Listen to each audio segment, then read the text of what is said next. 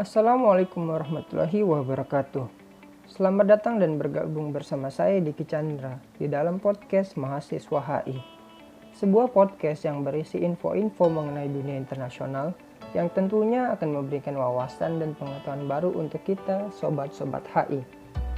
Podcast ini dibuat untuk memenuhi tugas akhir mata kuliah Politik dan Pemerintahan Cina. Pada episode pertama ini, kita akan membahas mengenai kebijakan ekonomi Cina yaitu One Belt, One Road.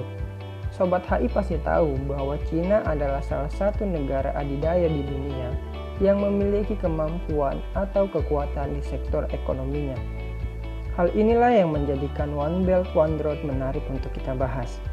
One Belt, One Road atau OBOR merupakan salah satu strategi ekonomi Cina yang muncul pada masa kepemimpinan Presiden Xi Jinping di tahun 2013.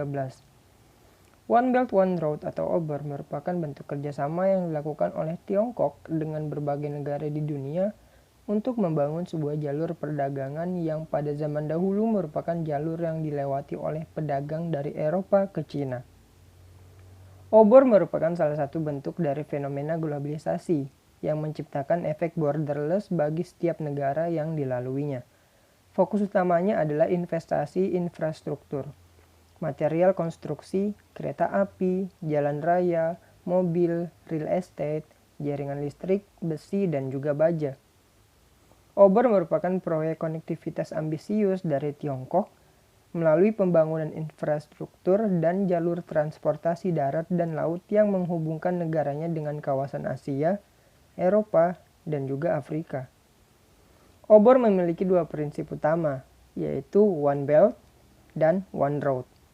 One Belt mengacu pada Silk Economic Road atau rute perdagangan yang melalui jalur sutra berbasis daratan dari Tiongkok, Asia Tengah, Asia Timur, Asia Selatan, Timur Tengah, hingga Eropa yang juga akan didukung dengan jalur rel, jalan raya, dan jaringan pipa baru.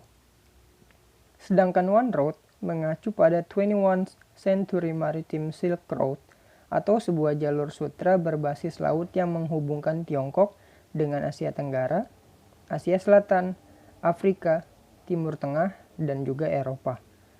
Istilah jalur sutra sendiri pertama kali diperkenalkan oleh ahli geografi dan penjelajah asal Jerman, Ferdinand von Richthofen, pada tahun 1877 Masehi. Jalur sutra adalah jaringan rute perdagangan kuno yang didirikan secara resmi selama dinasti Han yang menghubungkan kawasan dunia kuno dari Asia ke Eropa dalam perdagangan antara tahun 130 sebelum Masehi hingga 1453 Masehi. Wah, waktu yang sangat panjang ya teman-teman. Kemudian pada masa dinasti Han, peran sutra menjadi sangat penting. Sutra digunakan oleh kerajaan pada masa itu sebagai persembahan guna mempererat hubungan diplomasi dengan kerajaan-kerajaan lain. Lantas, apa yang menjadi alasan Cina menerapkan kebijakan OBOR ini, teman-teman? Mari kita bahas. Inisiatif OBOR dibangun atas dasar historis, empiris, dan juga praktis. Berdasarkan sejarah, jalur sutra adalah jalur perdagangan yang telah ada sejak ribuan tahun lalu, dan Tiongkok berinisiatif untuk kembali menghidupkan jalur tersebut. Secara empiris, nilai perdamaian dan kerjasama, keterbukaan dan inklusif, saling belajar dan saling menguntungkan telah tertanam dalam diri masyarakat sepanjang jalur sutra dari generasi ke generasi, dan mendorong kemakmuran serta pembangunan negara-negara di sepanjang jalur ini. Secara praktis, kondisi internasional dan domestik negara di sepanjang jalur saat ini semakin rumit, dan pertumbuhan ekonomi dunia sedang lemah. Oleh karena itu, Tiongkok berinisiatif membangun kembali jalur sutra dengan tujuan agar negara-negara sepanjang jalur dapat bekerja sama dengan saling menguntungkan untuk menghadapi tantangan ekonomi, sosial, dan politik internasional tentunya. Inisiasi OBOR adalah upaya yang dilakukan oleh Tiongkok untuk mendapatkan keuntungan. Melalui pembangunan OBOR, transaksi miliar dolar pun terjadi.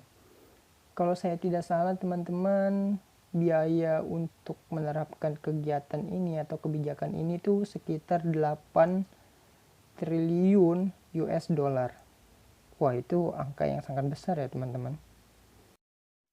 Dana yang digunakan dalam keberlangsungan obor tidak mungkin dari Cina sendiri. Jadi, dari mana nih? Nah, saya tahu nih Sobat HI.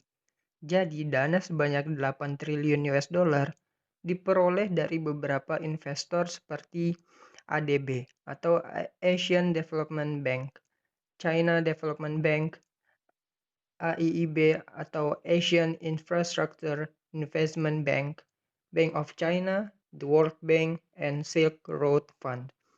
Pasti kita penasaran dong, kenapa sih investor ini mau memberikan dana untuk membentuk jalur sutra baru? Ya, jelas banget. Tidak lain tidak bukan adalah untuk menghilangkan atau menghapus trade barrier seperti pajak.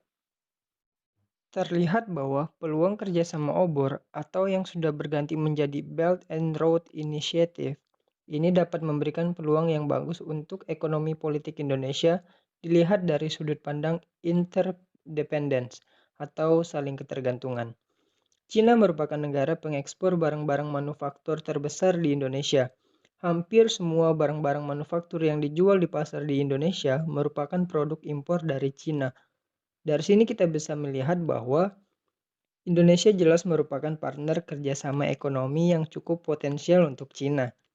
Sejalan dengan dirumuskannya kebijakan Global Maritime Fulcrum oleh pemerintah Indonesia di tahun 2014, dan wacana pembangunan kembali Jalan Sutra di tahun 2013 yang disempurnakan menjadi Belt and Road Initiative oleh pemerintah Cina di tahun 2016, kedua negara ini jelas menjadi semakin bergantung satu sama lain.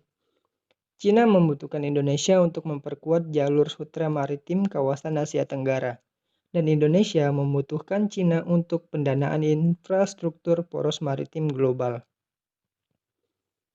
Selain peluang yang akan didapat Indonesia, terdapat juga beberapa ancaman yang akan dihadapi terkait kerjasama Belt and Road Initiative yang baru dimulai ini. Hal ini sejalan dengan maraknya isu debt trap diplomacy atau diplomasi jebakan hutang yang dituduhkan kepada Cina dengan cara pemberian bantuan atau penanaman modal besar-besaran yang membuat negara penerima kesulitan untuk membayar dan pada akhirnya harus merelakan kedaulatannya diintervensi oleh negara pemberi pinjaman dengan membuat kebijakan yang sesuai dengan keinginan negara pemberi pinjaman seperti yang terjadi di Sri Lanka, Pakistan, dan negara-negara di kawasan Afrika berupa penguasaan sejumlah pelabuhan internasional dan mengubah mata uang nasional menjadi yuan dan renminbi atau dolar Cina. Cara berikutnya adalah dengan mendominasi pasar maupun kultur lokal dengan produk-produk atau kultur dari negara penjajah. Di sini negara yang dijajah bahkan tidak sadar mereka telah dijajah. Sungguh aneh ya teman-teman. Tapi pola ini terjadi seiring dengan meningkatnya arus globalisasi dan westernisasi yang mengakibatkan kedaulatan dan nasionalisme semakin melemah. Eksploitasi sumber daya alam secara berlebihan oleh negara penjajah ini juga dapat menjadi ancaman. Bagaimana menurut Sobat HI? Apakah strategi Belt and Road Initiative ini menguntungkan atau merugikan negara-negara anggota yang terlibat dalam kerjasama ini? Tentunya kita akan melihat hasilnya pada tahun 2049 ketika pembangunan jalur sutra baru ini selesai. Baiklah, sobat-sobat HI dimanapun kalian berada. Sungguh sebuah pembahasan yang sangat menarik bukan? Jika kalian merasa podcast ini bermanfaat dan menambah ilmu baru kalian, jangan lupa untuk stay tune dan nantikan info-info menarik lainnya seputar dunia internasional.